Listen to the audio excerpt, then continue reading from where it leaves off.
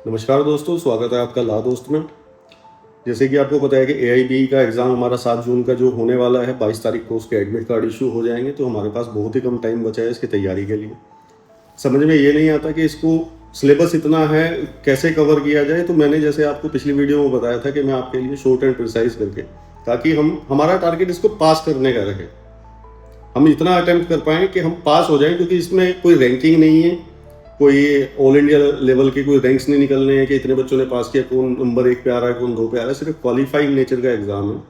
तो उसी चीज़ को टारगेट करते हुए हम आज इसमें एक टॉपिक को कवर करते हैं। सबसे पहले मैं आपको बताना चाहूँगा, जैसे कि ये AIBE का जो सिलेबस है, ये मैंने प्रिंट आउट निकाल रखा है। मैं अभी स्क्रीन के ऊपर भी इसको लगा दूंगा, आप इसको देख सकते हैं। इसके अंदर जो हमारा जो मेजर जो सिलेबस कवर होता है, वो कॉन्स्टिट्यूशन लॉ के 10 नंबर का आपका मतलब पेपर आएगा। IPC और BNS के ऊपर आपका 8 नंबर का आएगा। CRPC और जो हमारा CRPC था, जो अब भारतीय नागरिक सुरक्षा संहिता बन चुका है, BNSS बोलते हैं, वो 10 नंबर का कवर करने वाला है। CPC जो है हमारा, वो 10 नंबर का कवर करने वाला है। इसके अंदर एविडेंस एक्ट जो हमारा भारतीय साक्ष्य अधिनियम बन चुका है, BSA जिसको बोलते हैं, वो 8 नंबर का कवर करेगा। फैमिली लॉ जो है वो हमारा 8 नंबर का कवर करेगा, जिसके अंदर हिंदू लॉ, मुस्लिम लॉ जो आपने पढ़े ही हैं प्रीवियस सेमेस्टर्स में। इसके अलावा आपका property law, negotiable instrument act, law of contract act, ये आपका 8 नंबर का कवर करेगा। अगर मैं सिर्फ इन 7 टॉपिक्स के ऊपर बात करूं तो इसके अंदर आपका तकरीबन 70 नंबर के आसपास का आपका एग्जाम कवर हो जाता है। बाकी जो है, कहने को तो 19 हमें एक्ट्स दे रखे हैं, जो AIBE ने खुद डिक्लेयर किया है कि जो पेपर आएगा हमारा 100 नंबर का, वो इस 19 टॉपिक्स में से आएगा। नंबर ऑफ क्वेश्चंस उसके अंदर बता रखे हैं कि जैसे 2 क्वेश्चन साइबर ला के आएंगे। तो हमारा जो मेन फोकस होना चाहिए, पहले जो मेजर जो पार्ट कवर कर रहा है, जैसे कि मैंने आपको जो अभी बताया, ये अभी मैं स्क्रीन के ऊपर लगा दूंगा, आप देख सकते हैं इसको। तो ये 60-70 नंबर का जो पेपर कवर करना है, हम पहले इसके ऊपर फोकस करेंगे। आज की इस वीडियो के अंदर मैं आपके लिए लेके आया हूँ फैमिली लॉ के ऊपर इम्पोर्टेड क्वेश्चंस। मैक्सिमम मतलब मेरी कोशिश है, और जहाँ तक मेरी ऑब्जर्वेशन है, कि जो मैं अभी आपको जो क्वेश्चंस बताने वाला हूँ, आंसर्स भी उनके बताऊंगा, उन्हीं में से आपका ये 8 नंबर का सेक्शन कंप्लीट हो जाएगा। और मोस्ट प्रोबेबली हो सकता है कि 8 में से आपके 7 या 6 क्वेश्चन तो इसमें से पक्का मिलेंगे। पहला क्वेश्चन आता है कि हिंदू मैरिज एक्ट किस ईयर में पास हुआ था। ये एक इम्पोर्टेंट क्वेश्चन है। 1955 में हमारा हिंदू मैरिज एक्ट लागू हुआ था। 55 से पहले क्या था कि जैसे हिंदू मैरिज एक्ट के बाद आपका पोलीगैमी किसको बोलते थे कि एक से ज़्यादा शादी हिंदुओं के अंदर भी अलाउड थी, वो खत्म कर दी गई थी। और सिर्फ मोनोगैमी, यानी कि सिर्फ आप एक ही व्यक्ति से शादी कर सकते हैं, आप एक शादी में रहते हुए दूसरी शादी नहीं कर सकते, जिसको बायगैमी कहा जाता है। पहला क्वेश्चन है कि हिंदू मैरिज एक्ट किस ईयर में पास हुआ, जिसका हमारा आंसर हो गया 1955। अब हिंदू मैरिज एक्ट के हिसाब से एसेंशियल कंडीशंस क्या है। एसेंशियल कंडीशन है कि मोनोगैमी, सबसे पहला पॉइंट मोनोगैमी, यानी कि आप एक समय पे एक ही व्यक्ति के साथ शादी में रह सकते हैं। या तो आप तलाक करेंगे, तलाक के बाद आपका दूसरी शादी हो सकती है, अदरवाइज नहीं आप कर सकते, वो वैलिड नहीं होती, वॉइड होगी। साउंड माइंड, आपका दिमाग सही होना चाहिए, वैलिड एज होनी चाहिए। जैसे कि लड़के की उम्र 21 साल बताई गई है और लड़की की उम्र 18 साल बताई गई है, ये एज कंप्लीट हो जानी चाहिए on the date of marriage. Prohibited relationship ना हो, कुछ रिलेशनशिप्स को प्रोहिबिटेड बताया गया है, वो नहीं होना चाहिए। स्पिंदर रिलेशनशिप ना हो। स्पिंदर रिलेशनशिप क्या होता है कि कुछ ब्लड रिलेशन छोड़ रखे हैं, जैसे माता की तरफ से 3 एसेंशियल जो हमारी पीढ़ियां हैं वो ना हो, पिता की तरफ से 5 ना हो, उससे पहले आप कर सकते हैं। यानी कि 5 और 3, 5 पिता की तरफ से छोड़ दिए और 3 माता की तरफ से छोड़ दिए, जिसको बोला जाता है स्पिंदर रिलेशनशिप ना हो। अगला क्वेश्चन आता है कि वॉइड मैरिज क्या होती है। वॉइड मैरिज वो होती है जो स्टार्टिंग से ही इनवैलिड हो, यानी कि जो हमने कंडीशंस बताई है, अगर इनमें से कुछ भी फुलफिल नहीं होती है तो वो मैरिज स्टार्टिंग से ही वॉइड रहेगी। वॉइडेबल मैरिज क्या होती है। वॉइडेबल मैरिज होती है जब आपका तलाक का मैटर चल रहा है, लेकिन आप तब तक आपकी मैरिज बनी रहती है जब तक आपका तलाक नहीं हो जाता, यानी कि डिक्री होने तक, जो जजमेंट है, जजमेंट के बाद जो डिक्री होती है, डिक्री होने तक आपकी जो वो मैरिज है वो वॉइडेबल बोली जाती है। एक आता है कि रिस्टिट्यूशन ऑफ कॉन्जुगल राइट्स क्या है। यदि आपका डाइवोर्स का मैटर चल रहा है, आपने सुना होगा कि जी मैंने सेक्शन 9 का केस किया हुआ है। सेक्शन 9 क्या कहता है। सेक्शन 9 कहता है कि आपको ऑप्शन है, अगर आप अपनी वाइफ को लेके आना चाहते हैं तो आप कोर्ट के थ्रू भी आप उसका ऑर्डर पास करा सकते हैं। अगर वो मना करती है तो फिर आप तलाक में जा सकते हैं। तो ये हमारा सेक्शन 9 ऑफ HMA के अंदर आता है। जुडिशियल सेपरेशन और डाइवोर्स में क्या डिफरेंस है? जुडिशियल सेपरेशन होती है जिसमें कोर्ट ऑर्डर कर देती है कि आप अलग रह सकते हैं, लेकिन आपका डाइवोर्स नहीं होता, आपकी मैरिज कंटिन्यू रहती है और डाइवोर्स के अंदर आपकी मैरिज जो है वो खत्म कर दी जाती है। म्यूचुअल कंसेंट डाइवोर्स के सेक्शन में section 13 of Hindu marriage act जो है, आपके जो डाइवोर्स की जो डिक्री होती है वो होती है, जिसमें 13(1) का जो केस होता है, 13(1) का केस होता है जिसमें कि आप डाइवोर्स सीख करते हो, आपकी म्यूचुअल कंसेंट नहीं होती, कोर्ट उसके अंदर आपकी कंडीशंस देखता है, ट्रायल चलता है और उसके बाद आपको अगर कोर्ट को लगता है कि ये रिश्ता बचने लायक नहीं है तो उसके अंदर आपका डाइवोर्स दे दिया जाता है। म्यूचुअल कंसेंट के लड़का लड़की दोनों अगर एक साथ अलग होना चाहते हैं, वो कहते हैं कि हम नहीं रह सकते इस रिश्ते में, तो आप कोर्ट को अप्रोच कर सकते हैं। ये 13 सेक्शन बी, यानी कि 13 सेक्शन 2 भी बोलते हैं इसको, 13B के तहत ऑफ हिंदू मैरिज एक्ट आपका ये म्यूचुअल कंसेंट से डाइवोर्स हो जाता है। क्रूएल्टी डाइवोर्स का ग्राउंड कैसे है? फिजिकल और मेंटल क्रूएल्टी डाइवोर्स के वैलिड ग्राउंड है। मेंटेनेंस का सेक्शन, मेंटेनेंस जो मिलता है वाइफ को, वो किस सेक्शन के दौरान मिलता है? उसका जो आंसर है वो है section 125 of CRPC of BNSS। अब मेंटेनेंस कौन कौन मांग सकता है? मेंटेनेंस आपके बच्चे मांग सकते हैं, आपके माता पिता भी आपसे मेंटेनेंस सीख कर सकते हैं। तो कोई भी अगर मेंटेनेंस सीख करेगा तो वो सेक्शन 125 ऑफ CRPC के अंदर ही लिया जाता है। क्वेश्चन आता है कि को पेरेंसी राइट्स क्या है? को पेरेंसी राइट्स जो है, जॉइंट हिंदू फैमिली में प्रॉपर्टी में बर्थ से मिलने वाला राइट है, यानी कि इसको बोलते हैं पैतृक संपत्ति में अधिकार। जैसे ही आप पैदा होते हैं तो आपका उस परिवार की पैतृक संपत्ति में अधिकार होता है, ये आपका जन्मसिद्ध अधिकार होता है, तो इसको को पेरेंसी राइट्स बोला जाता है। अब इसके अंदर एक क्वेश्चन निकल के आता है कि क्या लड़कियों को भी को पेरेंसी राइट्स मिलता है? ये वनीता शर्मा का एक इंपॉर्टेंट जजमेंट है जिसमें ये सुप्रीम कोर्ट ने कहा है कि लड़कियों को भी को पेरेंसी राइट्स के अधिकार हैं, यानी लड़कियों का भी समान अधिकार है जैसा कि लड़कों का। अब Hindu adoption and maintenance act कब पास हुआ? 1956, 1956 में आपका हिंदू HAMA एक्ट बोलते हैं इसको, और आपका हिंदू मैरिज एक्ट था 1955 में हिंदू मैरिज एक्ट आया, 1956 में आपका आया Hindu adoption and maintenance act. अब एक क्वेश्चन आता है इसके अंदर, अडॉप्टेड चाइल्ड के राइट्स क्या होते हैं? अडॉप्टेड चाइल्ड के राइट्स भी वही सेम इक्वल होते हैं अगर आपका वो नेचुरल बच्चे, मतलब अडॉप्ट करना क्या है कि आप किसी के बच्चे को किसी दूसरे, मतलब उसके पेरेंट्स डिफर हैं, आपने अडॉप्ट कर लिया HAMA एक्ट के तहत, तो उसके राइट्स भी सेम इक्वल राइट्स रहेंगे अगर वो आपका नेचुरल बच्चा होता है, मतलब आपसे अगर पैदा हुआ बच्चा होता है तो सेम वही राइट होते हैं, उसमें कुछ भी डिफरेंस नहीं है कानून की नज़र में, वो आपका ही बच्चा है। अब हम बात करते हैं मुस्लिम एक्ट्स के तहत क्या क्या क्वेश्चन आ सकते हैं। अब मुस्लिम मैरिज जो है वो कॉन्ट्रैक्ट होती है, स्कारमेंट होती है। हिंदू मैरिज जो है वो स्कारमेंट होती है, यानी कि एक धर्म विधि होती है।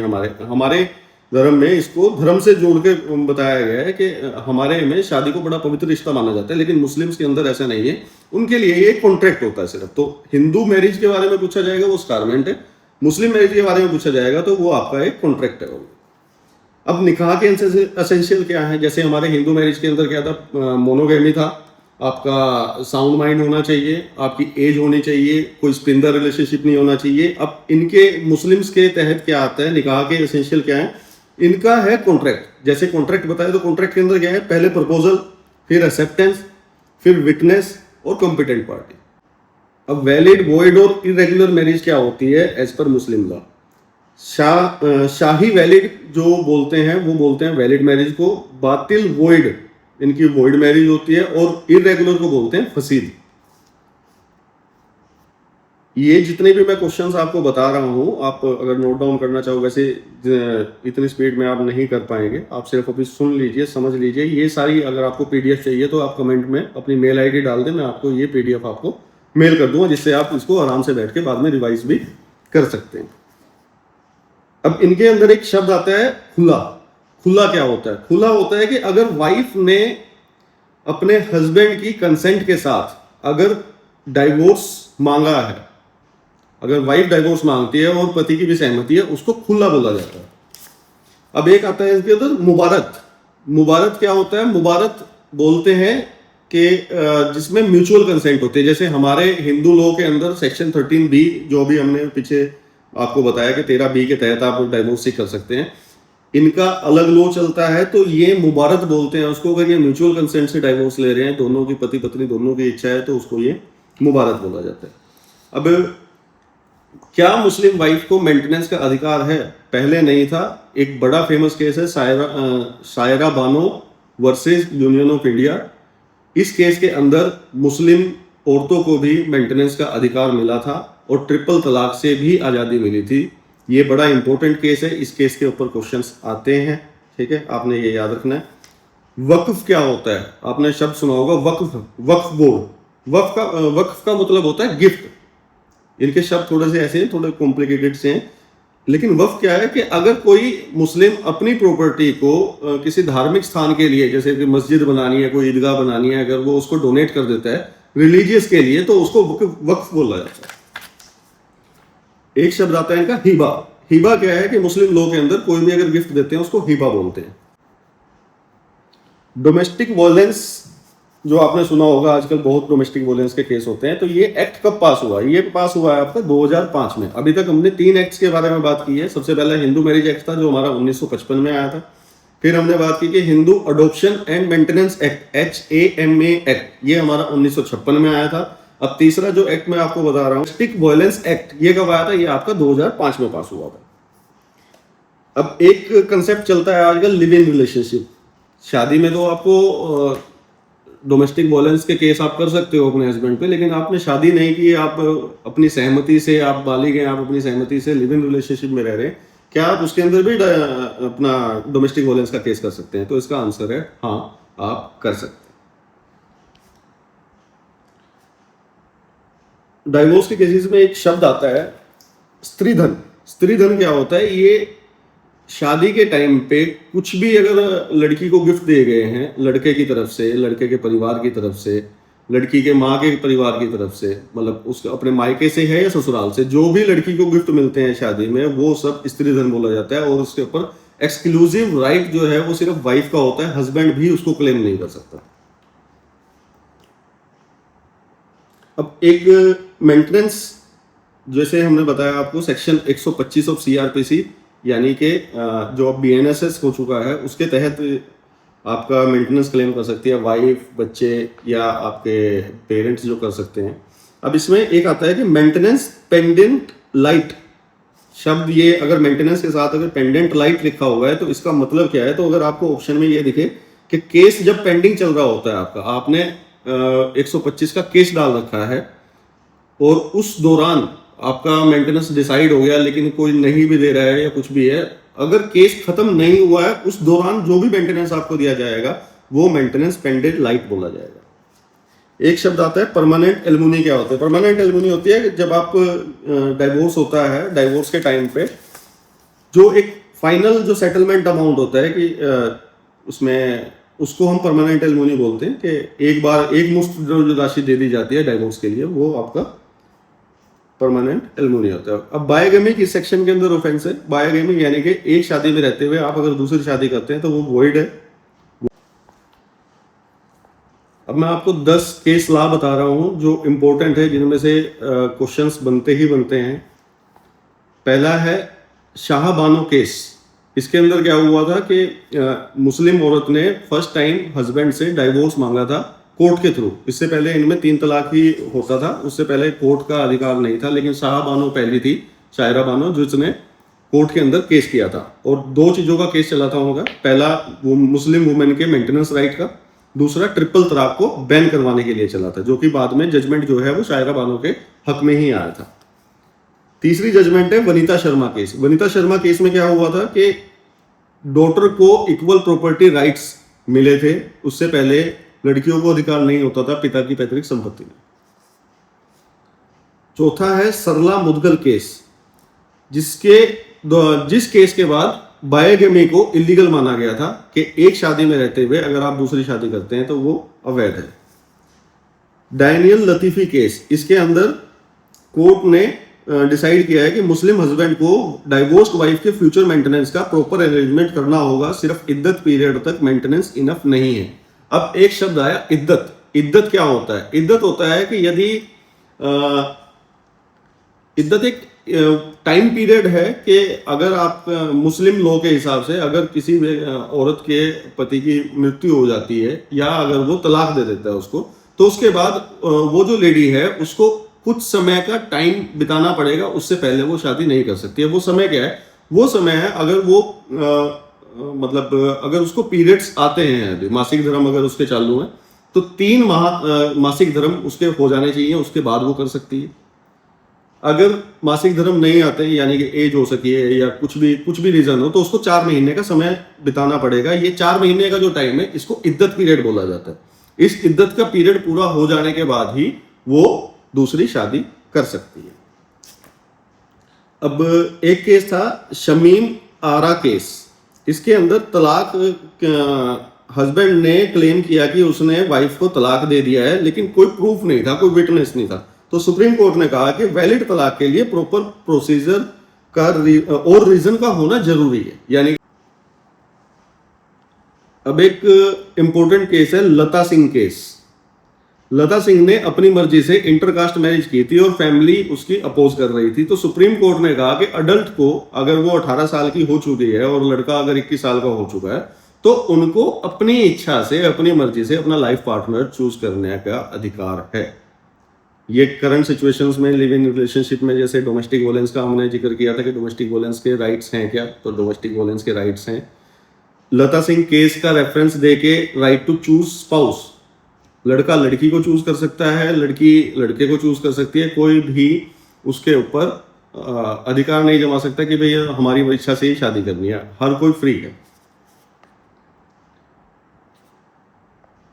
अब डोमेस्टिक वोलेंस के अंदर जैसे मैंने कहा कि लिव इन रिलेशनशिप में राइट्स हैं क्या, तो ये राइट कब मिले थे? ये मिले थे इंदिरा शर्मा केस में। कोर्ट ने डिसाइड किया था कि कुछ रिलेशनशिप लिव इन रिलेशनशिप को डोमेस्टिक वोलेंस एक्ट के अंदर प्रोटेक्शन मिल सकता है। रिलेशनशिप मैरिज जैसे नेचर की होनी चाहिए, यानी कि वो बालिग होने चाहिए। ऐसा नहीं है कि 14-15 साल के बच्चे रहे तो उनकी तो एज ही नहीं है ना, तो उस केस में डोमेस्टिक वोलेंस मतलब वो राइट्स क्लेम नहीं कर सकती और वो लिव इन रिलेशनशिप भी वैलिड नहीं माना जाएगा।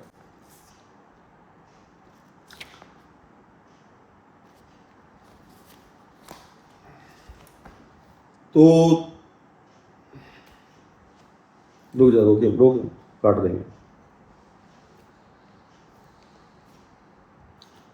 अगर आपको समझ में क्या बोलूं यार,